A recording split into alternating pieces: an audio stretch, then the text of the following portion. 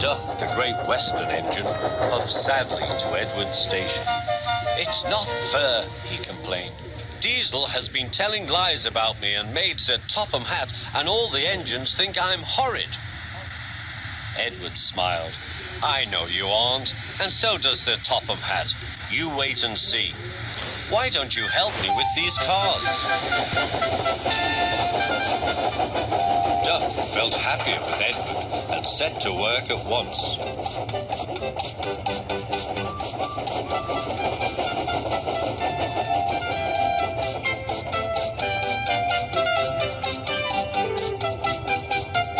The cars were silly, heavy and noisy. The two engines had to work hard, pushing and pulling all afternoon. At last they reached the top of the hill. "Goodbye," whistled Duck, and rolled gently over the crossing to the other line. Duck loved coasting down the hill, running easily with the wind whistling past. Suddenly, it was the conductor's warning whistle. "Hurrah, hurrah, hurrah," laughed the cars. "We've broken away, we've broken away. Chase him, bump him, throw him off the rails," they yelled. "Hurry, Duck, hurry," said the driver. They raced through Edward Station, but the cars were catching up. "As fast as we can, then they'll catch us gradually." The driver was gaining control. "Another clear mile and we'll do it."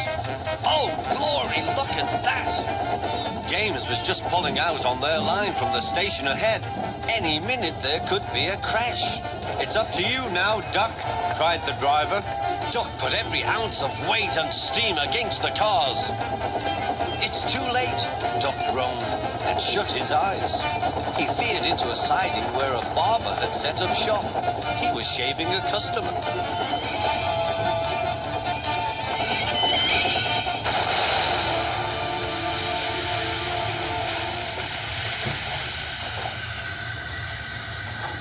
The silly cars had knocked their conductor off his van and left him far behind after he had whistled a warning. But the cars didn't care. They were feeling very pleased with themselves. "Beg pardon, sir," gasped Duck. "Excuse my intrusion." "No, I won't," said the barber. "You frighten my customers. I'll teach you." And he lathered Duck's face all over. Poor Duck. Thomas was helping to pull the cars away when Sir Topham Hatt arrived. "I do not like engines popping through my walls," fumed the barber. "I appreciate your feelings," said Sir Topham Hatt, "but you must know that this engine and his crew have prevented a serious accident." "It was a very close, shave." "Oh," said the barber. "Oh, excuse me." He filled a basin of water to wash Duck's face. "I'm sorry. I didn't know you were being a brave engine." "That's all right, sir. I didn't know that either." "You were very brave indeed," said Sir Topham Hatt. "I'm proud of you." Sir Topham Hatt watched the rescue operation. Then he had more news for Duck. "And when you are properly washed and mended, you are coming home." "Home, sir? Do you mean the yard?" "Of course. But, sir, they don't like me. They like Diesel." "Not now. I never believed Diesel, so I sent him packing. The engines are sorry and want you back."